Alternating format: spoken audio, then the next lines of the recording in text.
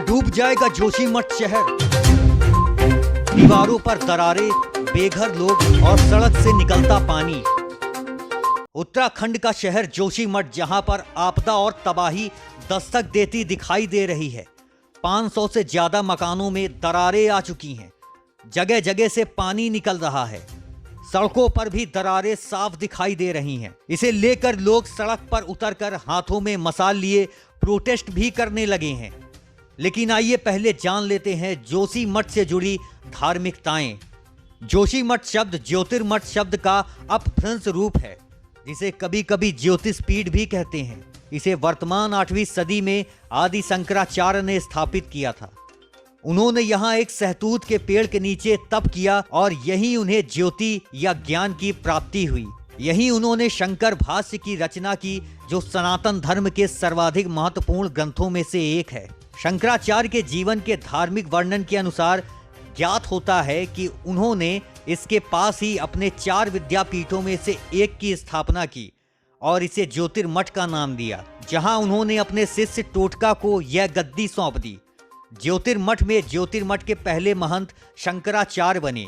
जोशीमठ को gateway of Himalaya अर्थात हिमालय का द्वार भी कहा जाता है। यह केदारनाथ धाम तथा बद्रीनाथ धाम के बीच में पड़ता है। जोशीमठ देवभूमि उत्तराखंड के चमोली जिले में स्थित है। यह हिंदुओं की प्रसिद्ध पीठ है। लेकिन आखिर क्यों जोशीमठ के अस्तित्व पर खतरा मंडरा रहा है? 6150 फीट की ऊंचाई पर बसा जोशीमठ बद्रीनाथ जाने वाले रास्ते में पड़ता है। यह धार्मिक और पर्यटन की दृष्टि से महत्वपूर्ण स्थान है, लेकिन संभावना जताई जा रही है कि यहाँ पर बड़ी आपदा आ सकती है। 1976 में ही उत्तराखंड के जोशीमठ की भौगोलिक स्थिति को लेकर चेतावनी जारी की गई थी, लेकिन इसे अनदेखा कर दिया गया। नतीजा, अब घरों की दीवारों व छतों पर दरारें पड़ रही हैं। यह दिन ब दिन खिसक रहा है। जोशीमठ भूकंप से ज्यादा भूस्खलन के प्रति संवेदनशील है। यह प्राचीन भूस्खलन से आई मिट्टी पर बसा हुआ कस्बा है। मलबे की मिट्टी मजबूत नहीं होती है।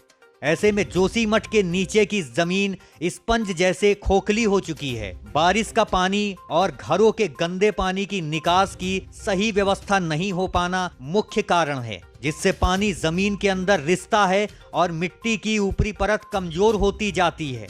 लगातार पानी रिसने की वजह से मिट्टी में मौजूद चिकने खनिज बह जाते हैं और जमीन कमजोर होती चली जाती है। ऊपर से लगातार हो रहा निर्माण कार्य भार को बढ़ा रहा है। वहीं लोग यह भयानक मंजर देखकर अपने घरों से पलायन करने के लिए मजबूर हो रहे हैं। आखिरी बार अपने घर को देखकर भावुक होते हुए अपने आंसुओं को रोक नहीं पा रहे हैं। हैदराबाद स्थित इसरो के NRAC ने धंसते हुए क्षेत्रों के सैटेलाइट तस्वीरें जारी की हैं। तस्वीरों में सेना के हेलीपैड और नरसिम्हा मंदिर सहित पूरे इलाके को संवेदनशील क्षेत्र के तौर पर चिन्हित किया गया है। रिपोर्ट के मुताबिक अप्रैल से नवंबर 2022 के बीच जोशीमठ 8.9 सेंटीमीटर तक धंस चुका था, लेकिन 27 दिसंबर 2022 और 8 जनवरी 2023 के बीच भूदशाओं की गति में वृद्धि हुई है। इन 12 दिनों में शहर 5.4 सेंटीमीटर तक धंस गया है।